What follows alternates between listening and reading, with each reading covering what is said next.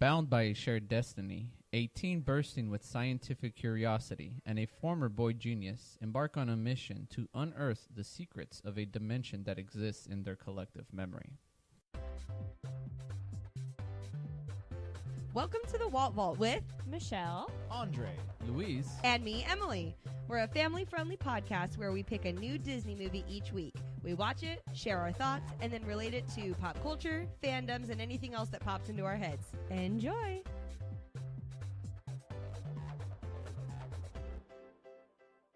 hello and welcome to the Walt Vault, episode 28. Boom!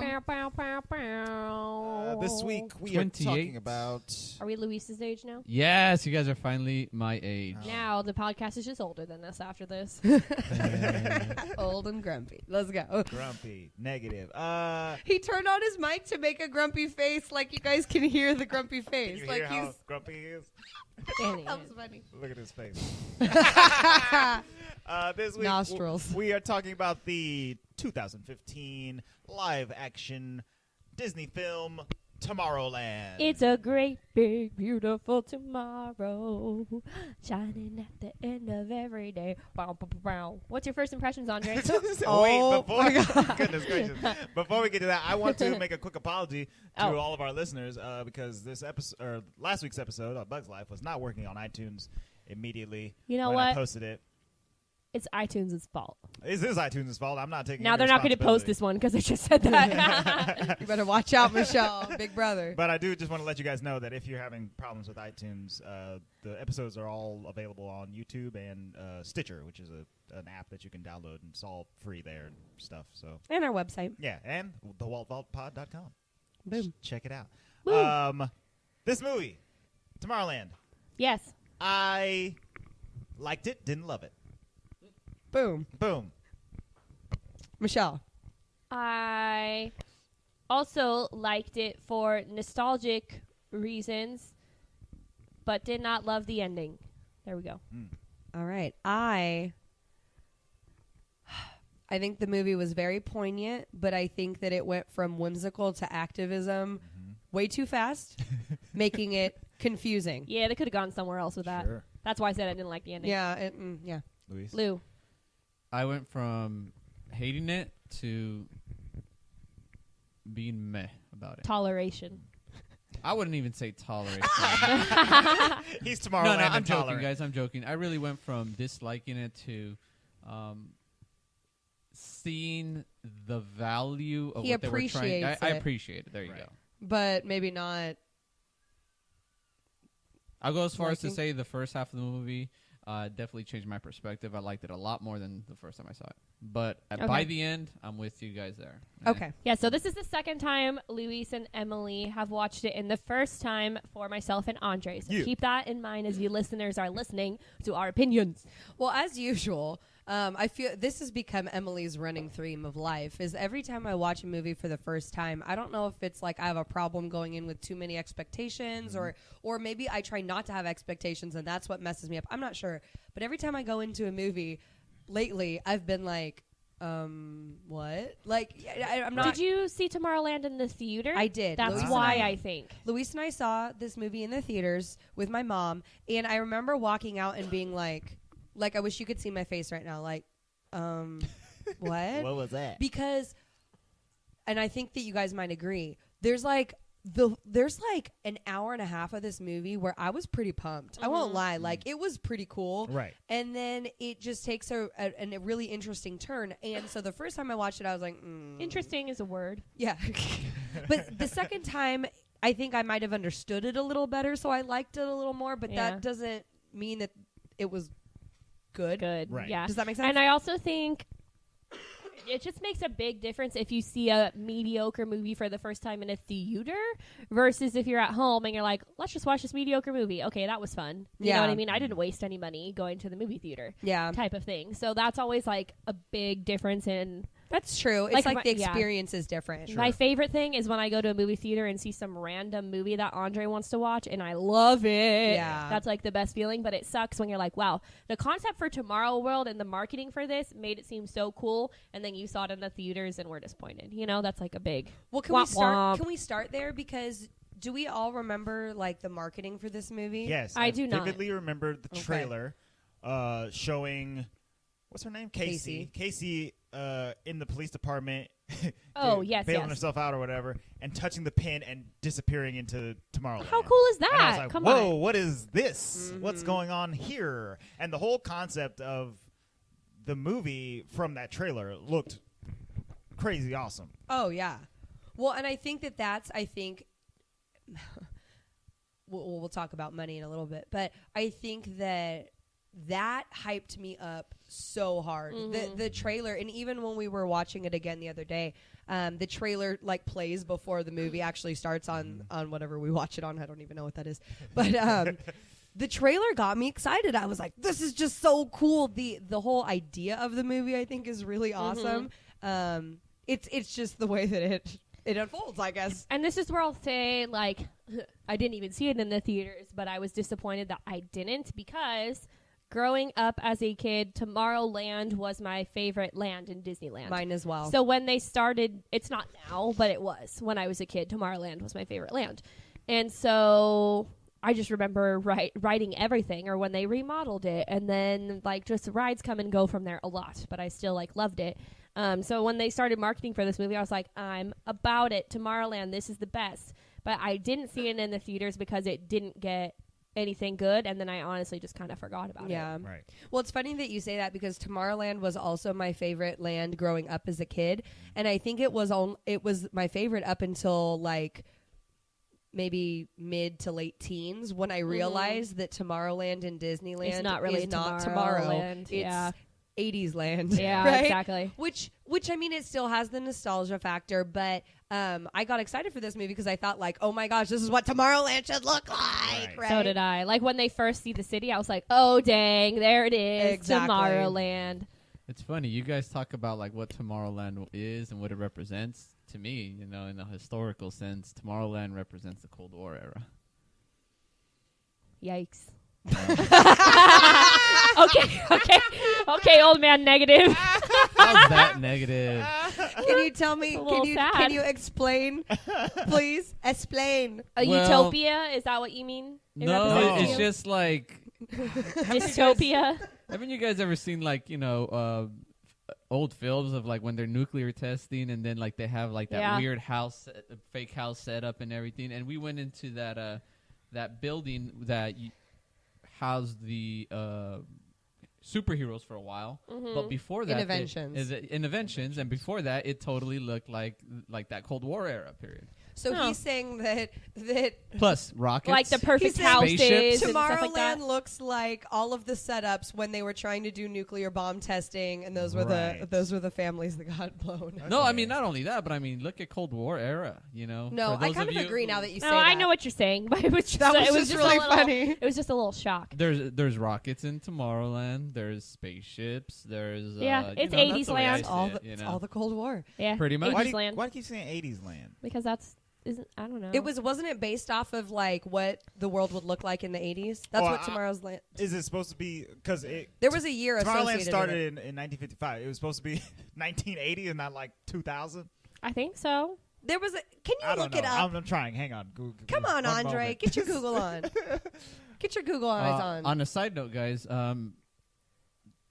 in Disneyland proper, Small World, is that considered Tomorrowland or Fantasyland. Fantasyland? Okay, yeah, you guys are right. When Big deal. Disneyland opened, Tomorrowland represented the future in the far distant year of 1986. Wow, Okay. 86. Yeah, so it needs another Well, update. think about it. That was 30 years in the future. Right. You know what I mean? And it's almost, and that's usually about how long futuristic movies go out, unless it's like some crazy amount. But Yeah. like, think about about like 30 Back years. to the Future. That's about the Sure. same like amount of Yeah, distance same from the distance time of time. period that it was made. When did the Back to the Future, when they actually go into the future, Back it was to the looking Future, at they- 2016 or 17? In Back to the Future, their present is 1985 and their future is 2015. Oh, okay, yeah. So, So it it's was the same 30 idea. years. Yeah. Okay. That's kind of usually how it is. So before we get into our character discussion, I think Emily can do this best, just because this movie is like a little bit more intricate than our simpler animated movies we watch. Can you kind of give us like a brief synopsis of like what's happening in this movie for our listeners? Sure. So the movie starts out and you hear Casey and Frank, the two main characters, and they're like going back and forth and they're arguing, and you kind of are like, what are they arguing about? Yeah. So they take it back to their earlier days to kind of explain what's happening. So long story short, we take Frank back to his childhood days at the 1964 New York World's Fair. Yeah. And when you go there, this was a time at the World's Fair, we know what happens there. It's like all kinds of new inventions. It's what's happening in space and aeronautics and technology, science, just artistry, the whole gamut. And the cool thing about that specific World's Fair was that Disney was showcasing It's a Small World, the ride. Yep. So Andre can tell you about how this happened. Okay, fine. We have to talk about this scene. I will say this scene is my favorite scene of the movie. Very cool. The best. And that's why, and it happens pretty quick in the movie, so I was hyped. I was like, this is amazing. When he gets to the World Fair, the Great Big Beautiful Tomorrow song just starts playing. Mm-hmm. And immediately I'm like, this is the best movie ever. Like, I absolutely love this. When we were watching this movie, Michelle started freaking out at the It's I was like, World the song! And I was like, oh, this is what it's like to watch a Marvel movie with me. I understand now. Yeah. That's what happens when you're a Disney nerd. Anyways, so basically he is given this little pin by... Well, hold on. So this is the first part. He shows up at the World's Fair because he wants to enter his technology piece. And really, a jetpack. It's a jetpack, and it doesn't... Well, I mean, for his time period, it actually works. It works extremely well. I thought he was working 1964 jetpack. I thought he was working pretty well, but Governor Nix, who was the gentleman who was like looking at his invention, said that it didn't work. House. Yes, the house gentleman, and Luis has choice words about that. We'll talk about it in a little bit. But Athena, who's a little girl who's hanging out at the World's Fair, kind of seems like she takes an interest in Frank and gives him a Tomorrowland pin, or at least a pin with a T on it. And you're like, She tells him to follow him, and they end up going on the It's a Small World ride. Yes. Which is super cool because if you remember, and if you've been around Disneyland during this time period, that whole sequence was actually filmed in Disneyland. Well, which I had said immediately. I think maybe that's why Andre thought it literally was Disneyland, because that was filmed in Disneyland, and it was so clearly Disneyland to me as I was watching that scene. But Andre takes notes during a movie, and he wrote down... Listen, I was watching the movie. No, I need to tell I was watching the movie, okay? He's at the World's Fair. He goes in. He kind of gets rejected by Mr. Nix or whatever. Athena gives him the pin, and then it cuts to him... in Andre's mind at Disneyland. Getting into the It's a Small World ride. And I was like, oh, okay. He must have cobbled together 45 cents, traveled across the country, and got to Disneyland and hopped on It's a Small World. It was an immediate jump in logic for my brain. And it worked for him, apparently. I had to pause the movie and said, babe, that is not Disneyland. And he was like, yeah, it is. I was like, no, yeah, okay, you're right. That was filmed at Disneyland, but they are not at Disneyland right now. It's a Small World was at the World's Fair. And he's like, the whole ride? I was like, yes, the whole ride was at the World's Fair. That's why it was made for. So it was originally a showcase. Right. It's showcasing the world, right? Mm-hmm. But then it ended up being an attraction. So that's really cool. But when the movie was being filmed, we actually, Luis and I had season passes that year. It's when we first got married. And they had shut down the ride to film it. That's so awesome. So it was cool because we got to be there when that was happening. But so anywho, he jumps on the ride and he follows them on the boat. And you're like, they're gonna ride It's a Small World. Okay, cool, I guess. They'll be out there in 7 minutes. Yeah, very nice, very nice. So he's on the ride. They're going through, and he's the only person in his boat. He's actually the only person in like any boat because he sneaks onto the ride. Yeah. Like a total Don't forget creeper. that. He definitely sneaks onto the ride, and I turn to Ems, and I'm like, "Were it that easy? Were it that easy to get on It's a Small World?" I Just wrote jump down over that security was much more lax at Disneyland back then, but then I realized it wasn't not Disneyland, babe. Yep, there you go. World's Fair just did them, right? Mm-hmm. But the cast members were wearing pins in their outfits, which made me very happy. Which was very cool. True. I know. They seemed very cast memory. So he gets on the ride, and pretty much he's going through, you're looking at all the different scenes, and some laser pops out of the ceiling, scans his Tomorrowland badge, and the whole ride kind of opens up, transform, and he goes into like a Pirates of the Caribbean type slide in the boat into my first qualm of the movie, but we won't get too far into it, into like an open, serene area of water where he now gets out of the boat, walks into a transport pod, and gets transported to Tomorrowland. And that's where I started losing it a little bit. Well, I was like, well, that's amazing. Cool. Small World has a secret thing. Sick. Mm-hmm. That's cool. And then I was like, what's going on? So, to make the longest story short, he spends time in Tomorrowland. We don't know how long at that point. Right. He falls in love with it. He thinks Athena, the little girl who gave him the pin, is the business. And then we find out through time that he gets kicked out, but we're not sure why. And then we zap to Casey. Casey is a teenager. She's like in high school, and her dad is a NASA engineer, and her dad's platform is getting disassembled. So she's literally sabotaging the whole deconstruction effort. She's sneaking in there. She's got drones. Oh, she's like so she's cool. Messing up She's on a motorcycle equipment. in all black, like totally kicking butt. She's Edward Snowden the thing. Literally. So she's kicking butt, but pretty much what happens is she gets caught on her 4th, 5th, maybe 15th attempt. We're not sure how long, because she's been doing this for a while, because her little brother like totally knows all her business. Committing drone attacks. Yeah, which is actually like federal offense, because this is federal. Yeah, the girl got off easy, dude. Oh yeah, this is federal land, homeland security issues. But her dad gets her off because he's trying to explain that, she's just really committed to their family because he's the primary breadwinner. He's going to lose his job. Anywho, Athena had in the background the little girl who was little in 68 or 64 is still little in 2015, whatever, plants the pin in Casey's stuff.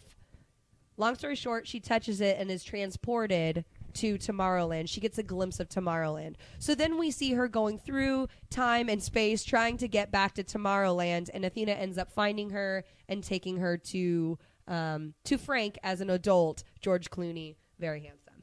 And the whole thing that was part of the synopsis. That was part of the synopsis. So basically, Athena is like, you guys need to work together, get back to Tomorrowland, and fix everything.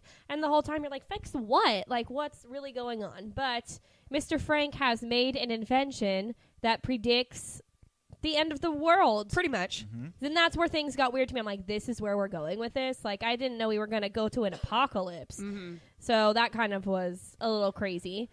And long story short, there's some tachyons and some stuff that makes them able to predict the end of the world, which is where I started losing it. I was like, this makes no sense. Well, and okay, so now I'm kind of out of synopsis mode because there's other things that happened along the way, and I know I'm missing major stuff, but here's my main qualm. Are we ready? I'm just going to jump right to my main qualm.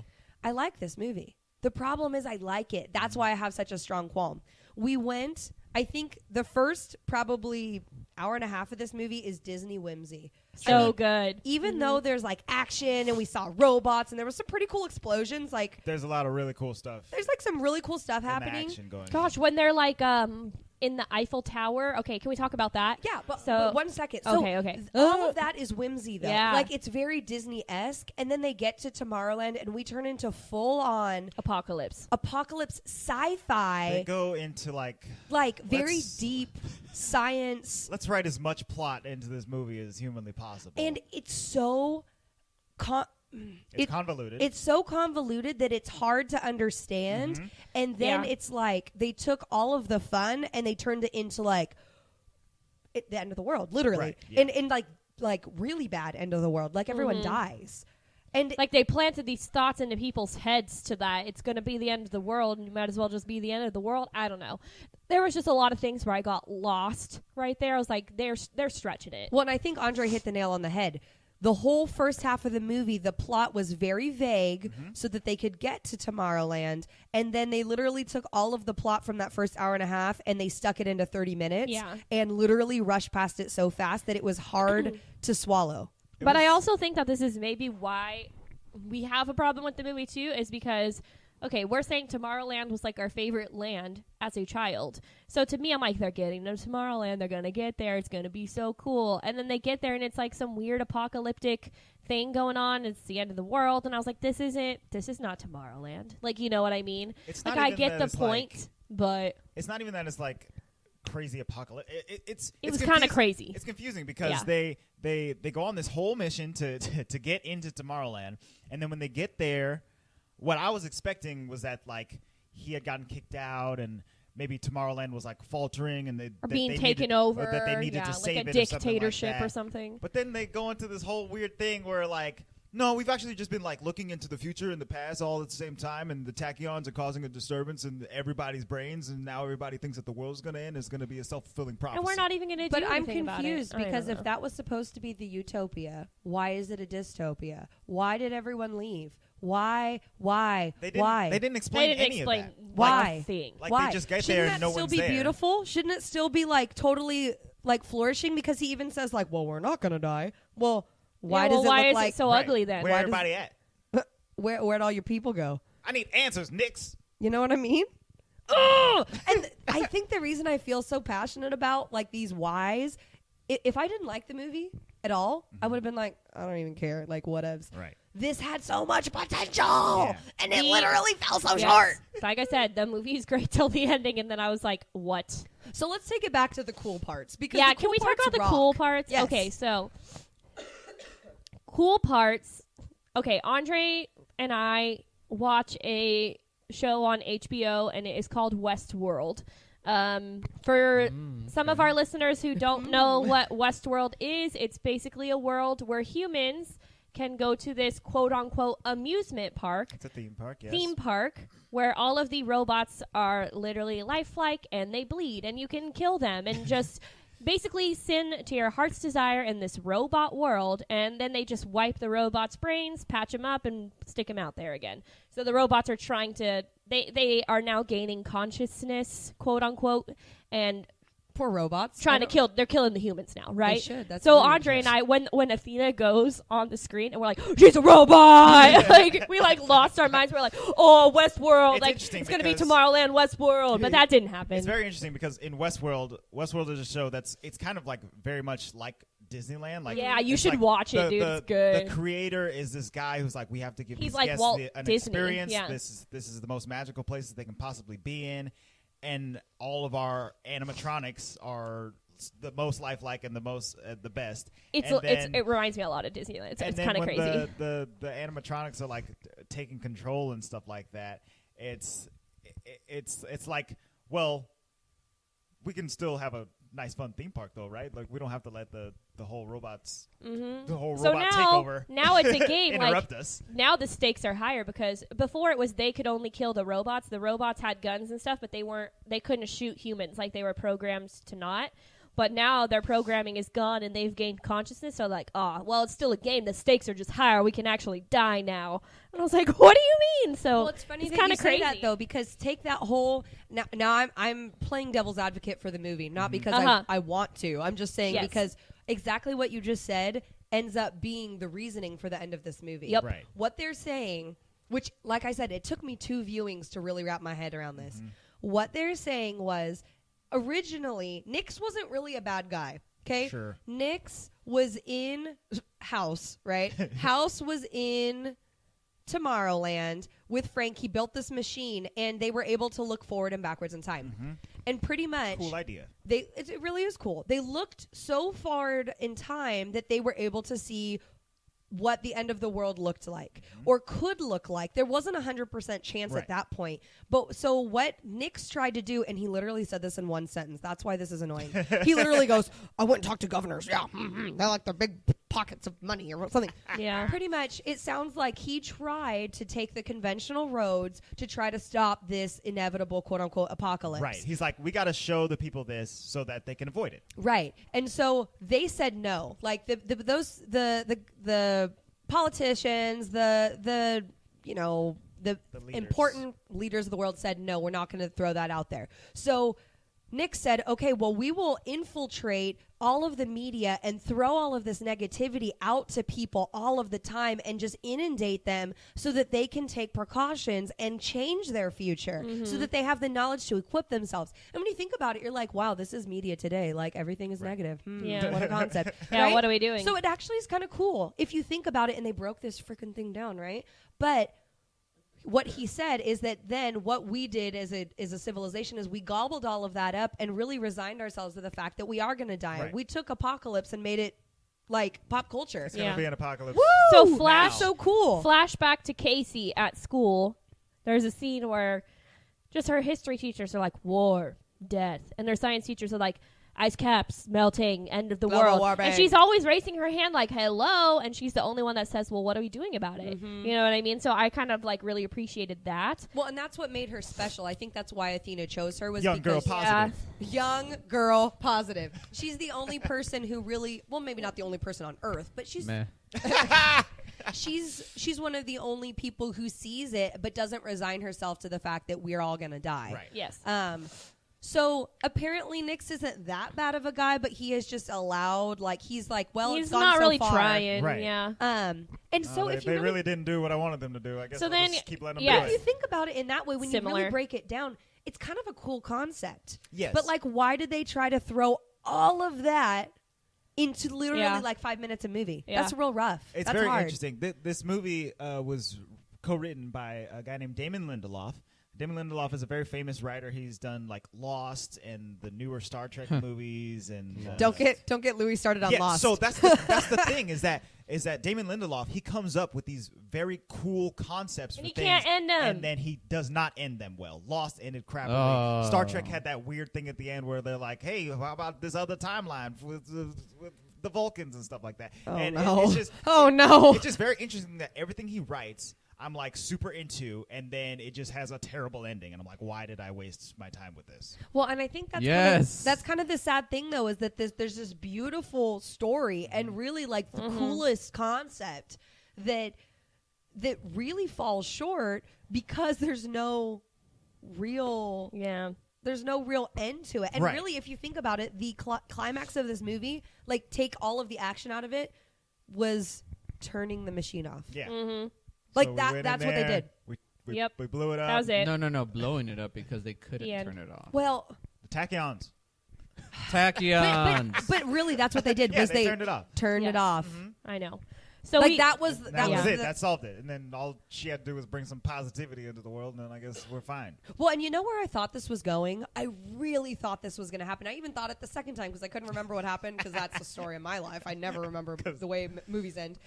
I thought that she was going to somehow like take the pin up into the machine and like broadcast the idea of Of Tomorrowland Same. into I thought that too. into people's minds. That would have been Yeah. cool. That would have been really cool because Yeah. then every person would have thought like there's a different reality out there. There's more to life than just what we resign ourselves to. And then that could have been a cool positivity thing so that they could pump Yeah. positivity versus Right. negativity, not just turn it off. Yes. Oh I my agree. gosh. So Anywho, so you can see how I feel about that. yes, I know. Wow, we're getting so into this. I love it. I told you I was excited I know, to talk no. about this. Usually we do a character discussion, but I feel like we can kind of include this in. I would like us to talk about. You were saying at the beginning of the movie we have like these really great scenes. I would kind of like us to go around and like talk about like our favorite scene and why it was so cool, Sure. and why this movie could have been so cool. Yep. We talked about how it sucked at the end. So I really want to talk about. I know what Andre's going to talk about. He's going to talk about those silly robots. Okay, so Please. you start. Okay. Go ahead. So the scene where And it's funny because I totally overlooked that one, even though it was a pretty cool scene. Yeah, it's it a was. super cool scene.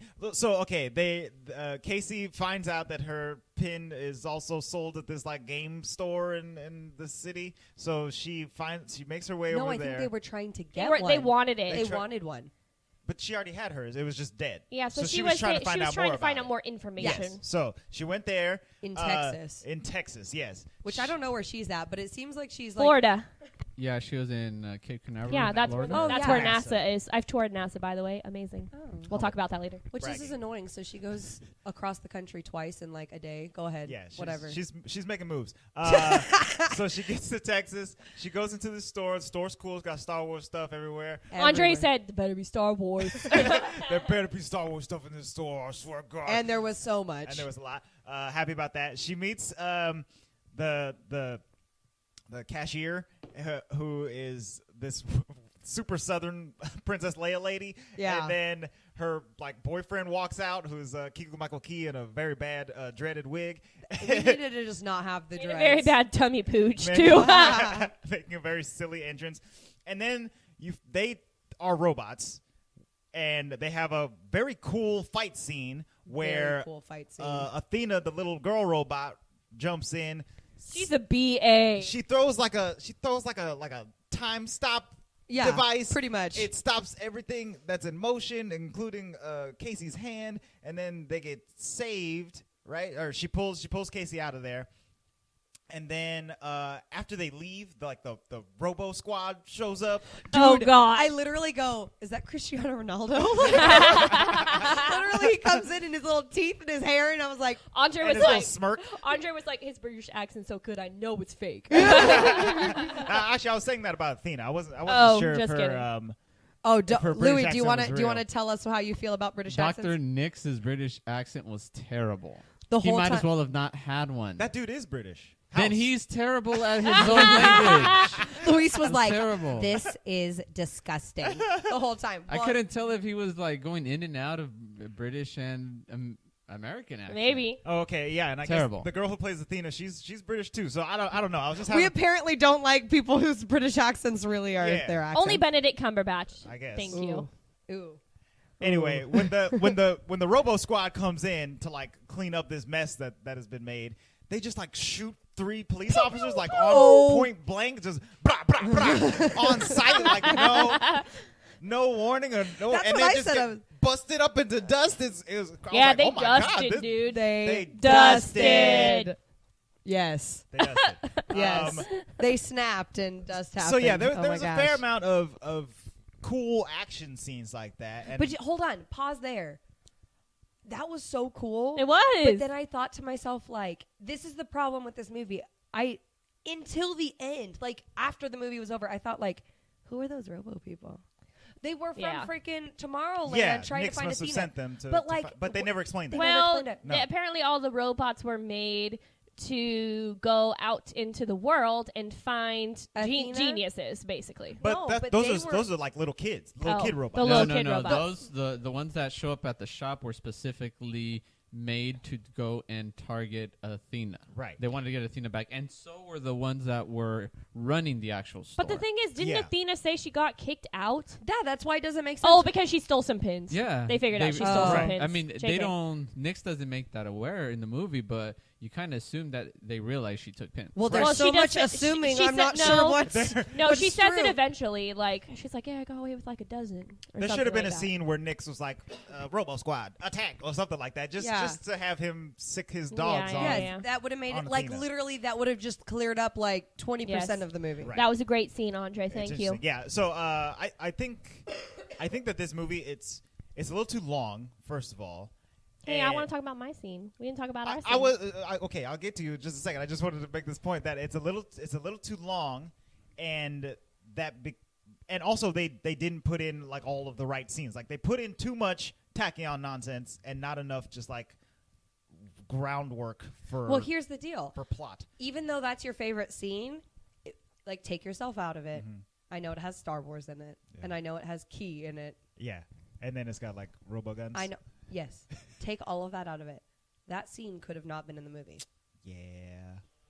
I'm not saying Andre's movie. I'm just saying think about the whole plot. Right. That movie that scene was unnecessary. Yeah. That could have been like doubled with when they go to Frank's house and like just done that because Right, they then could've they just could have timed taken them that there. freaking 25 minutes That's or true. however long it was and Yeah. popped it into Right. real plot. Yeah. Yeah. Even though that scene was like It was full legit. of Easter eggs. But go ahead. Yeah, same with me. My favorite scene was I needed more background story with it. So my favorite scene is Frank and Casey and Athena. They basically transport to the Eiffel Tower, which that's a whole nother story. So they transport to the Eiffel Tower, and he's like, "There's a secret room," and he just has a coil. I don't know where he got the coil from, but it's like a secret room, and he goes in there, and there's 4 animatronics, and they Okay, hold on. are Okay, Tesla.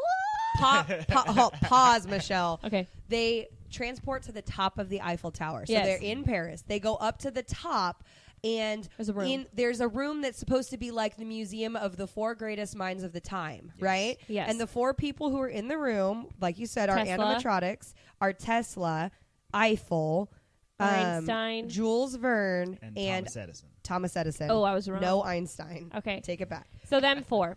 So basically, he says this so quick. He like has this coil and he puts it on this music thingy, and music thingy. music box. I don't know what you call it.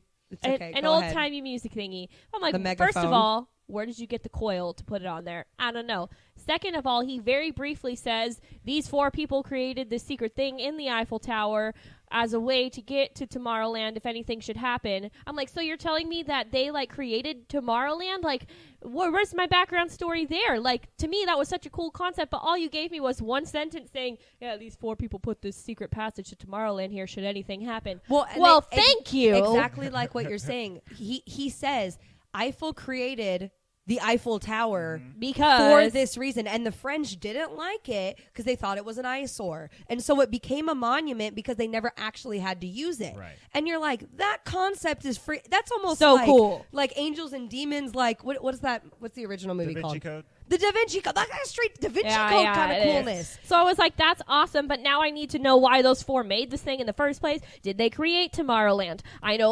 Tomorrowland's full of geniuses, but like, what's going on there? I need to know. You want to know They what's kind of tell you they were the 4 was the term? They were the original Plus Ultra. The Plus Ultra were the ones who created quote unquote Tomorrowland. Yeah, They but I like- need to they know like- how. They like Why? found the dimension to do it. to get to Tomorrowland. But and- here's I need more. Here's what's weird about the whole thing, and it's funny that you say this. Now I realize that it's not all in the same time period, so I don't want to act like, just hear me out.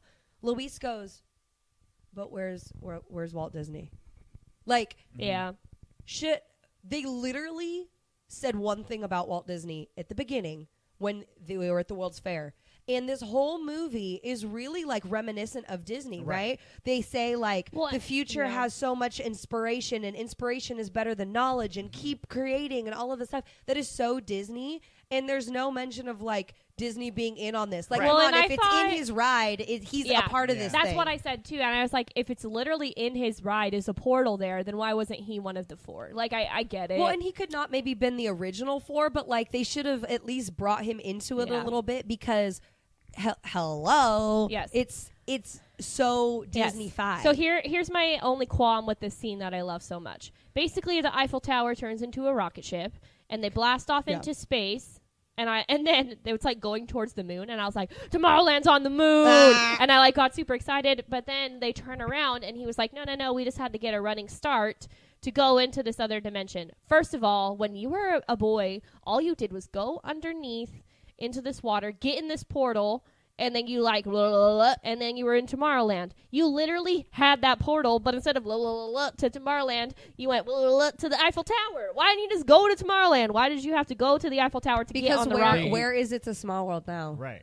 Oh. It's in Disneyland. No, but he built his own portal like that. Couldn't he? No, He had just no, portaled. They explained this in the movie. Yikes. They had closed every single entrance. Oh, that's right. They locked him They out, locked remember? them all out, and Okay. it was only a myth that the Plus Ultra created went on the Eiffel Tower. Right. So they were kind of just shooting in the dark for a chance to get in. Yes. It's not as if like they. It wasn't a guarantee. No, it Okay, wasn't a well, then it's guarantee. cool then. The portal that he creates is not a portal to Tomorrowland. It's a It's a on-Earth portal to the Yeah. it's It's a portal to the Eiffel portal to the Tower, Eiffel Tower, which yeah. is No, no. very Okay. It's okay. it's a portal to all the portals on Earth.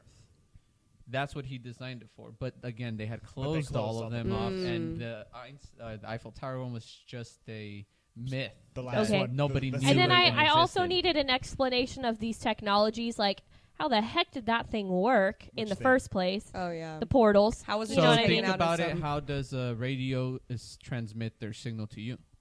So they just a signaled si- to another dimension. You know what I mean? It was just a little are odd. you talking about how did they get from his portal to Paris? Or are you talking about All of it. But Okay, it's so- fine. We don't have to explain it. so how they? The sci-fi in all of us, Michelle. Let me explain. This is my fan theory, scientific fan theory. Okay. Okay, so the portal, the way it works is, I believe it works pretty much the same way how radio waves are emitted. You have a radio station, okay? They broadcast whatever they want to play on the radio, To a and then frequency. you end up getting it in a frequency in your car. Okay, that's how they went from his station to the Eiffel Tower. Now, in order to get to the dimension, you pretty much... You have to like tune reality to the correct frequency, and then you're in the new dimension. Yeah, well, probably that's how it is.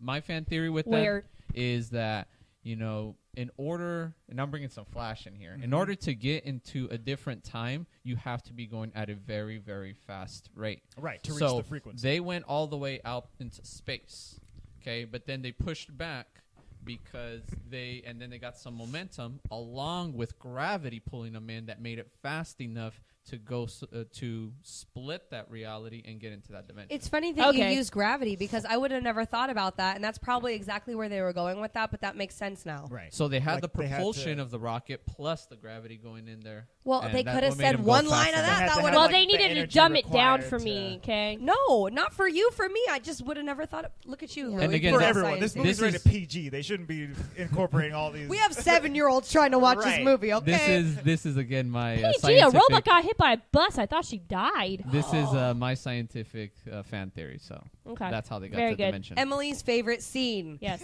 Frank's house Yeah. was so Oh, cool. yeah. Oh my god. So like Frank literally is ready for every type of Yeah. thing. Like he has like robot zappers in his hallway. He has other dimension like circle things that you can put over the top of people, make He's them got disappear. a crazy overpowered fire extinguisher. Oh, He's a it self. ices He's a things. self-made Doctor Strange right there.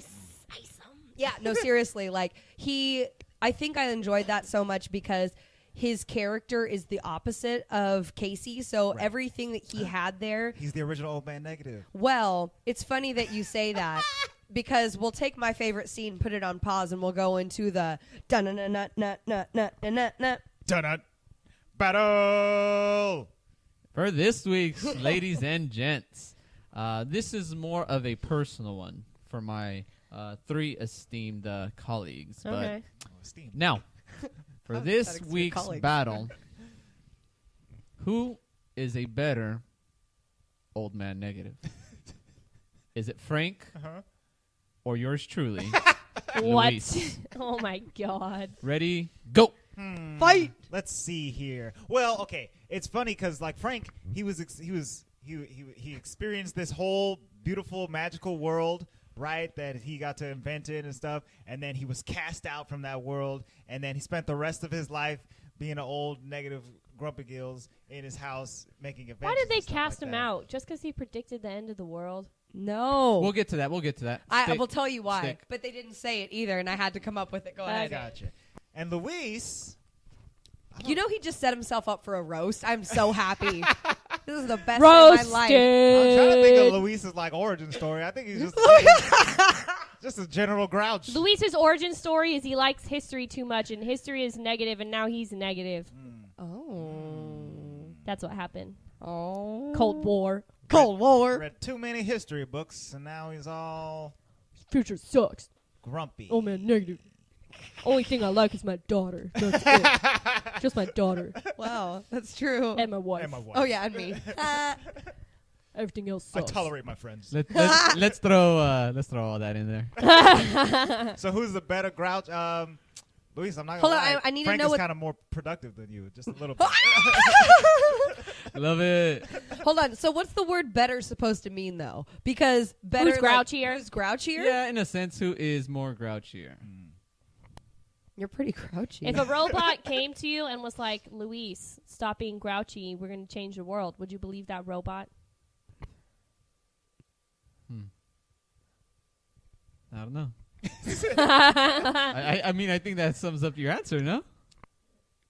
I think I'm gonna say Luis has more to lose than Frank in real life because Frank is like, man, let's just go back to. I mean, he doesn't want to go back to Tomorrowland at first, but you Right. know he actually does want to go back to Sure. Tomorrowland. But he has 0 to lose. He has no family. He has no friends. It doesn't nothing. seem like, at least. He knows when the end of the world is coming in. It's like Spoiler 58 alert. days or something 58 like that. days. So he's like, we all gonna die anyways. Let's go, right? Right. Luis, on the other hand, has some stuff to lose. He just, as of yesterday, did what?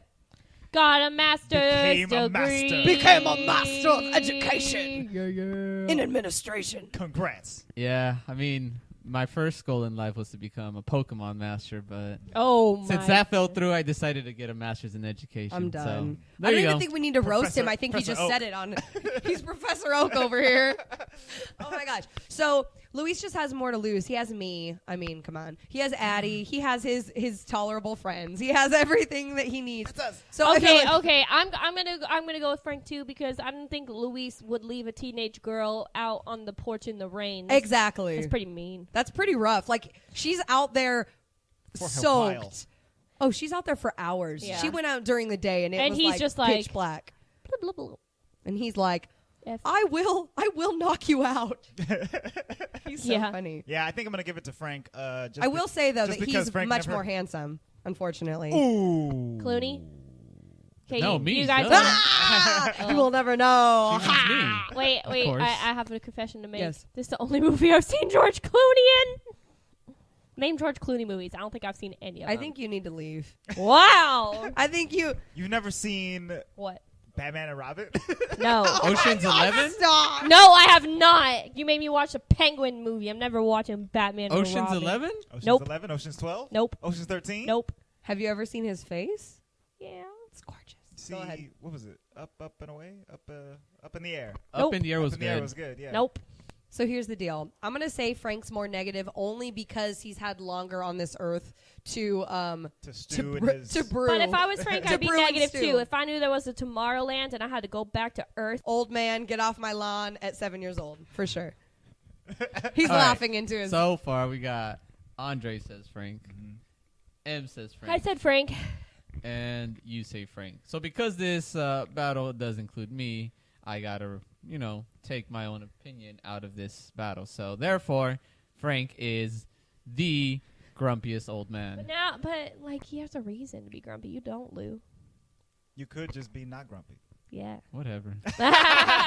Last time I include myself in a battle. It's your own fault, man. Yay. Okay, cool. That was a fun battle. Ooh, let's do more of those. Those are great. So Frank's house, Emily. So Frank's house just is probably the coolest thing I've ever seen. But the hard part for him, and like Michelle said, he has every reason to be upset because we find out later on in the movie, he was there for a long time. Right. He was there for it seemed like maybe 20 years because at least. So he went in 64. Didn't they say he got cast out in the 80s sometime? Yeah. Right? Yeah, I think so. Even though he was still a kid. I don't know. They didn't do a very good job with his size because he still looked like a child. But anywho, so he gets cast out. He was there. He experienced literally what a Imagineering type child could dream of. Right. And then comes back to Earth knowing that the Earth's going to end during his timeline. So he's literally counting down the days, watching in his doomsday room, waters rise and... Tachyons worked on him. Oh, my God, stop. And literally... He fed the Dark Wolf or whatever. He fed the Dark Wolf. The Dark Lord. The Dark Wolf Lord. Bark. I'm shaking my head at y'all. So... The sad thing is he definitely has a reason to be that way. But in his time, he was able to come up with every way of getting rid of these robots, or at least escaping them. Yeah. So they jump into their tub and escape into the river. They jump in the tub, get gone. And get gone. So I thought that was a really cool scene. Get gone. Get gone. Whatever your name is. I was just going to call you Andre. Luis, do you have a favorite scene that you want to talk about? What's your favorite scene? No. I'm trying to think.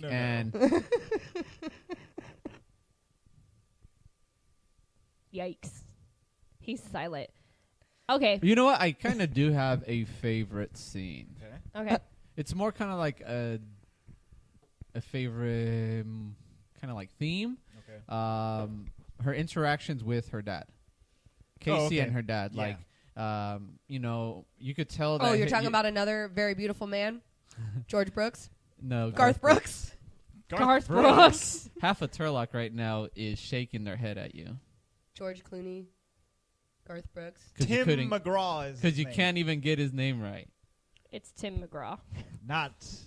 No Brooks. Half of Turlock like this. Tim McGraw is a very handsome man. Anyways, so pretty much their whole interaction. I wouldn't even call it a scene. It's their interaction because you could tell, Tim McGraw is kind of like, he's trying the best that he can, but he's kind of like at wit's end. And it's not even as if he's a bad dad or anything. You could tell the fact that he's going to potentially lose his job is just wearing on him. And he's trying to do his best to, raise his kids the best he can while trying to keep his job and trying to be positive about it. And then, Casey's just being the dreamer and optimist that she can be, and is doing everything that she can to make sure her dad's okay. Yeah. So it's kind of like they're trying to take care of each other, and you know, Casey, in my opinion, has no place to do that. You know, she's a teen; she needs to not have to worry about those type of things, and you could tell. You know, the dad is like, man, she shouldn't have to worry about this, and he's upset about that. But I think he's also very impressed by her. Like when she comes over and like fixes his circuit board in half a second or whatever, and he's just like, oh well, okay. And that's where I think some of his frustration is, because she should be focused on that kind of stuff, and you know, in school and putting her effort into a more positive way rather than to try to quote unquote save him and the family. Doesn't he just sound like an educator? Focus on school, kids. No, but I agree. Right. I think that she's having to take on a more adult role in her life than she should have to at her age. But, you know, here's another qualm with the movie. And this again, is just this is the Emily in me. She just tells the brother, like, oh, I'm just going to go camping. Tell Dad I went camping with some friends. Like, is that cool? Like, you just telling your parents, like... She gets away with a lot of stuff in this movie. She just got out of jail. She was in jail, and then she just disappears for, like, a week and a half. I'm going to say she was gone for a bit. On an adventure? Right? Yeah. And then she goes to Texas, then she goes back to New York. Like, FYI, if you know geography, that's a long way by yourself. She goes to France, and then to another dimension. It's fine. Then she goes back home through the portal. It's fine. She's like, hey, Dad, look what I did. And he's like, what? That's what happened. Oh, my gosh. I think Michelle needs more coffee. She's, like, losing her steam. I know. What? Easter eggs. Easter eggs. Let's talk. This actually, okay, so a couple different things. I don't know if these are considered Easter eggs, but they're just cool things that we found or saw. In the opening credits... So we all know, like, the newer castle scene that comes up. Usually you see it pans out, you see the castle, a star comes over the top, or Tinkerbell. Whatever. The bell happens. But this, to me and Andre, I keep calling you Andre. Sorry. Whoa. I'm me and Andre. you, Luis. We were watching this, and it was so cool because they redid it into Tomorrowland. Right. Yeah, it was super theme. cool. So all of the areas were just really futuristic, and the castle was not the castle. It was just a cityscape. It was cityscape, and Space Mountain was in the cityscape, which was really cool. So it's the outside housing of Space Mountain, which we know from the parks. Yeah. Go ahead. I think also in that scene, the innovators, you know, the same place that I said where they showed like Interventions. I'm sure also it was. there. Yes. Could have been. Another thing was that right after that, you know, the credits start popping up, or the opening credits pop up, and it said an A113 production. Yeah, and I literally went, oh snap, A113. Yes. So that was really cool. Space Mountain again was very heavily shown inside of Tomorrowland when they went there originally. You saw it from both sides. Like every time that they would go around the city, you always saw it from different angles.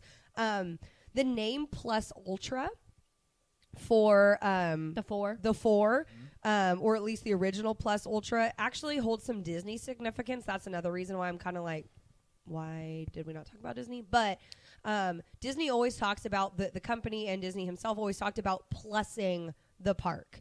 Everything that they talked about was adding, like, plussing it was upgrading it or adding something more to keep it always changing. We've always talked about that in this podcast a lot, about how Disney didn't want Disneyland and his parks to stay stagnant. He wanted to always move forward. The park is never finished. Right.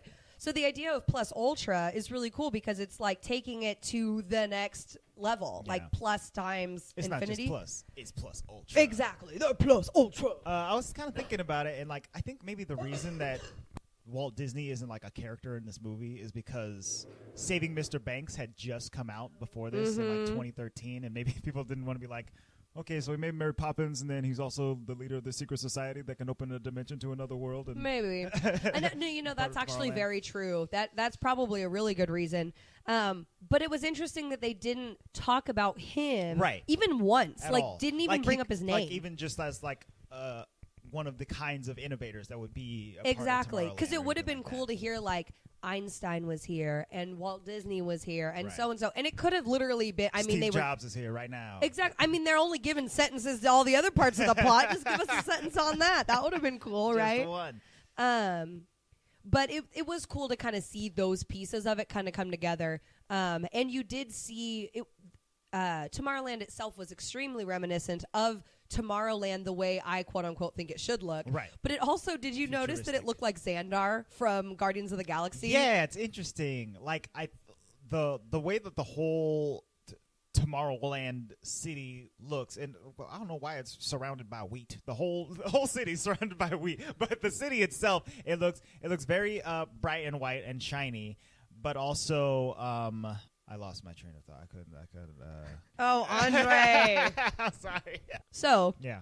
So it was cool though, because I liked the way that Tomorrowland looked. And again, I mean, we talked about this a little bit earlier. It really bothered me that when they went back to Tomorrowland, it literally was in the worst disarray. Right. Like the only things still living were the trees. Like everything looked like it had literally gone through the apocalypse. And they never explain it, not even an iota, about what happened there, right? Like, was it because of whatever Frank invented? I thought he just invented the tachyon machine. Right?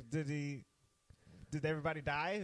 Well, they made it sound like they just kicked him out, and this was part of the thing that why Michelle earlier was asking, why did they kick him out? It wasn't because, in my mind, again, they didn't say it, I'm giving Emily context, is that they weren't kicking him out because of the machine. They kicked him out because he wanted to let people in. Oh, because there was like a little iota in there of like, Casey was like, well, why don't you just let people in if you know this is going to happen? And he says... Nix was like, dirty, dumb people. No thanks. Exactly. And George was like... Frank. George Clooney was like, tell him, Nix. And that's kind of where you get the idea of that. That was his idea. Like, if we see what the end of the world looks like and we have this utopia, why not bring the people here? And Nick says, oh, no. We see what you did with your resources. Sure. But, I mean, isn't he human too? Like, calm down, Nix. I don't know what he's drinking. Thinks he's better than everybody. Yeah, I guess so. 2 comments. The people are still there. People haven't left. Okay? Because how could they have died if Nix is still alive? Since 1965. Well, I mean, we see some people walking around, but, like, originally it was a very, very populated... It's a dead city. It was. So, it was my theory with that is they're still there. It's just they really serve no purpose in where the movie was going. And secondly, I do think that all the residents of New York City, please stay in your house. We no longer need you for no, this but storyline. it's just you don't really need them. But yes, he wanted people, and we're talking about George Clooney wanted people to be transported there. Okay, but also he gets kicked out because he stopped believing, or he gave up. Yeah, he became disillusioned as well. Right. And it's because of Nix, paired with the fact that he discovered that Athena was a robot. Yeah, there was a lot. Yeah. It was a dense... I kind of had a tough time trying to figure out, did he get kicked out because he gave up, or did he get kicked out because he was fighting to get people in? And then I just kind of, came up with the conclusion it's because of both. All that had to do with his negativity, and that's probably why he won the battle of who's the better old man negative. It's true, though. I think that they were able to... It was a culmination of things that made him no longer he was no longer plussing the area. So they were like, well, bye. We're revoking your Tomorrowland pass. But then it seems like everybody else gave up. So did they all get banished too? That's what I'm saying. Like nobody's inventing anything anymore. Nobody cares about Earth being about to be destroyed. They're just going to live in their little Tomorrowland bubbles. Well, if you were living in a Tomorrowland bubble, wouldn't you want to thrive? Why not just go back to Earth if you're going to live in the Flatville? Yeah, I don't understand. Yeah, so I don't... Again... Tell me, Damon Lindelof. I need some good plot points. Again, lost. Yeah. Well, and I think, again, I think the thing that bothers me the most, aside from plot, aside from all these other issues, is that it's extremely poignant at the end. Like, very good assessment of where the world is at. Right. Like, they're not making up all these catastrophes. No. All of this is really happening in life. And I really like the part when they were in the English class and the English teacher was talking about all of, like, the things, like all the books. 1984, Brave New World. Exactly. All this stuff is definitely going to happen. Except for it's happening, right? Yeah. And so they're talking about how all of these futuristic novels were talking about this crazy dystopian future, and we're actually living in it in our own version. And so they were getting to this really cool point. And like we said, they shut down a machine and quote unquote it saved everything. I guess. Like it there just stopped us off from thinking about apocalypse stuff. Is that really going to save everything? I don't know. Especially if it's coming in 2 months or whatever. Yeah, it's coming in 58 days. So I just feel like it had so much valor. It just really was going in a cool direction, and then just womp womp. Yeah, the idea of like, hey, let's all try to be a little bit more positive, and let's have this whole like Tomorrowland commercial where we give all of these diverse people Tomorrowland pins, and they all be creative and stuff like that. That ending was so cool. That ending that was great. cool. Yeah, but it just took a lot to get there. Yeah, I know. Didn't this movie lose like a bunch of money too? Yeah, talk money. Yeah, so I mean, I would believe if it did. This movie had a budget of $190 million, but they ended up spending around $330 million on like marketing and stuff like that, and the entire production I think if they had put more money into this movie, then maybe it could have been better. Because even some of the effects, I was like, wait, what? This is 2015. Think of all the Marvel movies that had just come out. Like, it just looked better. Like, they could have done better effects. Special effects didn't look great. But, I mean, they didn't want to put a bunch of money into it, I guess. Yeah. One of the best effects, I think, is the one that you talked about earlier when they did the time stop. That's very cool. Yeah. When Athena threw the ball of time stoppage and everyone was like up in the air and the lasers were going to hit her. About to hit her. Yeah, that was cool. Which we didn't even talk about Athena as a robot. She did some really cool stuff. That was a very special effect. When she got blasted by that car, I was like, oh! She got hit by like a Ford F-150 going 50. Yeah. And she got hit hard. She stood up and literally ran like 80 miles an hour. I like Athena. I think she's cool, but wow, now I'm going to be old Michelle negative just because the ending where like George Clooney's holding her and she's like going to explode. Like, I think in that moment you're supposed to have some feels, right? And I was just like, okay. But it didn't show enough of them together. No. Yeah, maybe that's why I wasn't invested in their characters. Right. So I was like, I was invested in their characters, but not their characters together. Yeah. Well, and I think it's interesting too because I have a problem with her being a kid, even though I don't. Yeah, no, I do too. As a kid, she can go out and find other young dreamers. I'm cool with that. Mm-hmm. But like all the other pieces of her being a kid I would have been cool if like because she was unprogrammed, like when she left Tomorrowland, she started aging. I would have been cool with that because I hated the fact that she was driving all the time. Mm-hmm. Get your little 7-year-old butt out of the driver's seat. It's freaky. I don't like it. Like, who's not pulling her over on the drive to Texas I to don't New know. York? Yeah. It's like, a long drive. Nobody to pull you over? Oh, everywhere. my God. It was funny, though, that she could run and, like, beat people up. That was cool. That was cool. But, like, it was weird in that ending moment, and I'm not trying to make it weird, but it was a little, like you said, unfeelful because he's holding this child, but he had, like, an emotional relationship with her as a child, and so it was kind of like if she was older, I would have felt better about it. It's a classic story of a young robot girl and an old grumpy man who fell in love in the 60s and now he's aged and she hasn't and she's about to die. Do you see what I'm saying? Like, if she had aged, it would have been less weird. Yes. The only robot anyone is allowed to fall in love with is the Vision. That's it. Vision from the Avengers. Yes. Technically, he was not a robot. He is a robot. Yes, he is.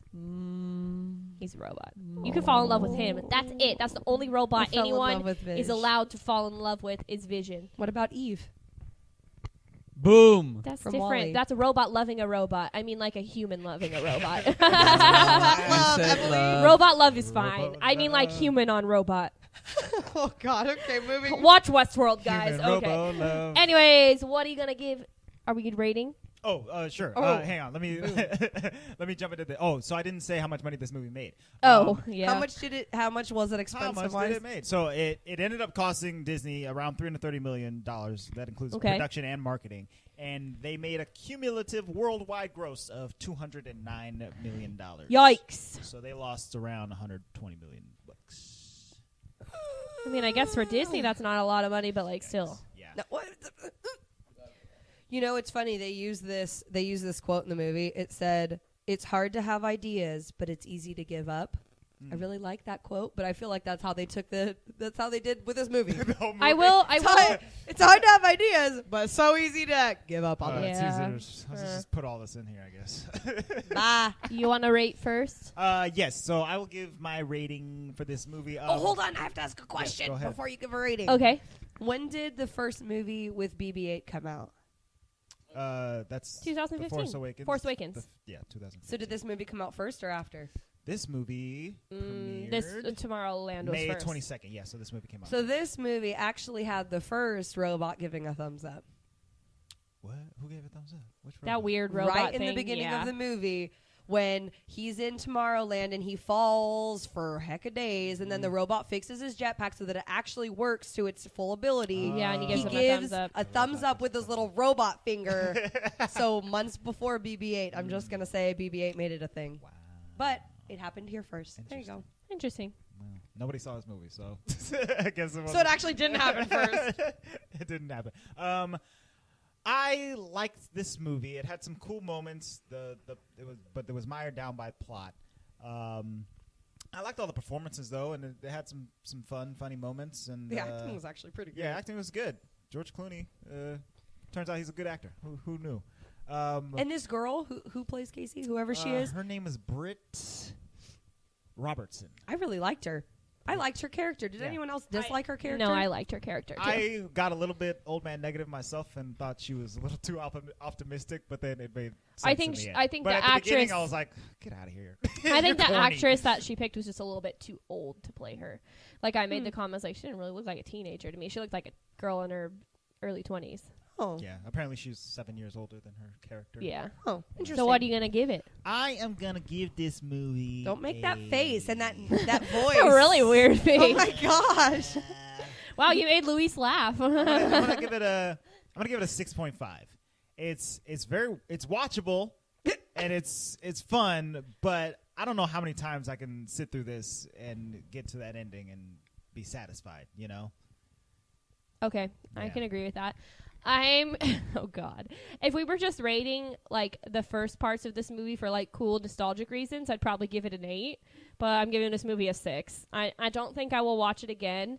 It's funny because when we walked in, I was like, wow, I liked that movie, but I only liked it for like, you know, reasons. like not the actual movie. I liked like, wow, that was cool, like in the movie. You know what I mean? But I'm going to give it a 6, but I will say that as a pin collector, I'll probably go buy a Tomorrowland pin if they still sell them at Disneyland. I won't even lie to you. I have a Tomorrowland pin. Do you? Yeah. I'll Pin's probably cool. buy one if they still have it. The pin is super I like cool. the way the Yeah. pin looks. I like it. Mhm. Louie, what's your rating, my dear? 6. 6. Anything else? It really fell short of my expectations. They could have done way better. I feel sorry for George Clooney for You being know what? in this movie because he deserved better. Okay, and his after character yes. deserved better. You give your rating first, and then I'll have my you-know-what moment. I think I agree with Michelle. Had it stuck with kind of the whimsical side the whole time and had a more positive type ending, not the optimism part at the end, but Right. a more like kind of positive way to fix the problem. I would have given this an 8.5 because there was some cool points. Right. Yeah. Even with the plot issues, I would have like still been like, you know what, this is really cool. Right. Or if they had taken a more like the whole world is more mired in problems, then I would have given it a higher score. Sure. But I agree. I think I'm going to give it a 6.5. The second time viewing it, I enjoyed it more because I was looking through this critical eye. But I agree. I don't know if I could watch this movie multiple times and be like, yeah. Yeah, Right. I don't really think I'll watch it again. Because- like, you know? Because the first part was I actually could see myself watching like the beginning. Yeah. Or like then YouTube videos of like the Small World scene. Yes. That's about it. But like, how often do you watch half a movie and are like yeah, cool with that? Right, no. No, yeah. if I'm gonna sit Robo down, fight scene is over. I guess I'll turn this off. Hey, Exactly. hey, what's that director's name again? Brad Bird. bird No, who for the birds. who is the lost person? Oh, Damon Lindelof. You know what? It's all his fault. Yeah, Damon. Yeah, Damon. Lost. Damon. It's all your fault, Damon. Yeah, I just want you all to know that when I first started dating Luis, like back in the day, Luis started talking about this TV show that I'd never watched. It was called Lost. And he was like, It was called Lost. don't watch it. Yeah. It was so good and then it was stupid. Yep. Literally, I heard about it for like 2 years. Andre did the same thing to me. Just as Ems wasted 2 years of her life listening to me joke about it, try wasting 7 years of your life watching. So the you show. watched it while Hey, it was on listen. air, right? I watched the whole thing. I On watched- TV, I- dude. I- not I even cost like, me I just binged relationships. it over like a weekend, and I was like, "This is great. This is the best show I've ever seen." And then by I'm gonna watch Sunday it night, just I to was like, spite you guys. I hate this show. No. Guys, This I invested sucks. 7 years of my life. And you know what? This okay? is that's why a lot of time. And hold on. I did lose relationships because rather than speaking to, high school girlfriends, I'd be on the phone paying attention and be like, yeah, that's cool. Watching And Lost. you know what? They hung up on me 20 minutes Right. ago. You know what? Listen, there's a smoke monster on the screen. I gotta go. Listen, this makes my This is point. hilarious. Andre never agrees with me with this point. Ooh. I don't watch TV shows until I met Andre. The only way I would watch a TV show is if it's on Netflix and it is finished. Because then I just watch it through. I don't have to invest 7 years of my life. And if it was bad, okay, then it was bad. Like, whatever. Hey, this was before Netflix. Oh, I'm sorry about it then, sir. I don't know what to tell you. that is hard though. It's That's funny the how only way I watch TV shows. But now, no. We're watching Westworld. It's only on season 2. No, we're watching Better Call Saul. It's only on season 3. Hey, It sucks. I have a question for you though. Yes. Okay. Tell me, especially with what you're saying about Westworld. Ooh, it's Tell so me that this good. movie wouldn't have been so much cooler as a TV show. Oh, Yes. yeah. Because they could have gotten so deep into this plot because there's so much cool stuff to do with Right. it. And I think that we're so spoiled now with these Netflix shows where you can sit and binge and you get so Yeah. many more hours And they're of all so story. good too, as Oh, well. So yeah. good. Well, think about it. Even like I was never a sci-fi person, but then I started watching Doctor Who, and I got into this crazy idea of all of these dimensions and time and space and all this. And this movie could have taken a crazy Yeah. amount of time and energy to Yeah. tell that They story. could have gone Girl, into the whole boy. creation of it, and the different inventors and different all kinds. So of can stuff. we agree that had it been a TV show, it would have been 20 times better? Yeah, Probably. it probably would You know have what been I'm better. you know what I'm going to do? Probably. On our- I keep on saying, our- probably. On our Instagram page, I'm going to put a vote on the story, and it's there's shows that Andre and I have been telling Emily and Louise to watch for a long time. One of them is Game of Thrones, which I don't think you guys will probably ever watch, and one of them is Westworld. I'm going to put a vote up there for the listeners to say what show do they need to watch. Is it on Netflix? No. No or it's no? on HBO. Not watching They're it. HBO There shows. you go. You're done. We'll download it for you. If they're not on Netflix, I Anyways, ain't watching it. I have a question for you. Yeah. What? Who put the gliding gladiator? Hercules! Who's there in these our great theater? Hercules. You guys know the answer to our next week's movie. We're doing Next. I did say that so weird. Next week's movie. 1997's animated film Hercules. My favorite as a child, Woo! Hercules. Woo! He was My my go-to sick movie. he was my George Clooney of my 7-year-old. Honey, I think you mean Hercules. Oh, Oh. Hercules. Well, it's going down next week, guys. We're watching Hercules. I'm so Yeah. excited. Hercules. Yeah, it's gonna be good. It's gonna be good stuff. I'm a damsel. I'm in distress. I got this. Is that what she says? I don't know. I'm Something sure like she that. says it in that voice too. Very Something like sexy. that. I'm so Yes, ready. So you guys check us out next week. We're going to be talking about Hercules. I feel like there was something else that we were going to talk about. No? Am I crazy? Hercules. No, just Hercules. Nope, I think that was it. No, Okay. that was it. You guys, if you want updates on everything that we're doing, you should follow us on social media. We are at the Walt Vault Pod on Instagram, Twitter, and Facebook. You can send us DMs, and maybe we'll read one on the show. I didn't get any emails this week, but if you want to send me one, you can send it to contact@thewaltvaultpod.com, and we'll read that on the show as well. As a reminder too, sending us suggestions is a really good idea because Yes. then we might take that into consideration into our movie votes, just like we did with this movie. Yes. So send us messages. We like to hear from you. Andre's like, messages, please. Please. I need to read. Pretty please. If you want to support us, if you want to keep the lights on, it's a very dark vault in here. You can go to patreon.com/thewaltvault, and for only $1 per month, you can get access to our after show, A Crack in the Vault, where we talk about some of the more adult themes in some of these Disney movies. You can also support us by shopping on Amazon. If you go to the waltvaultpod.com and go to the Shop on Amazon link, buy stuff on Amazon, and a small piece of your purchase will come to us at no additional cost to you. Isn't that so nice? You guys, I know we've been having some problems with iTunes, but it's still a good idea to go to iTunes, leave us a review and a star rating. That helps people see our show and get more listeners attached to us. And you can give Apple a 0 rating. Yeah, Just kidding. Give iTunes 0 stars and give the Walt Vault 5 stars.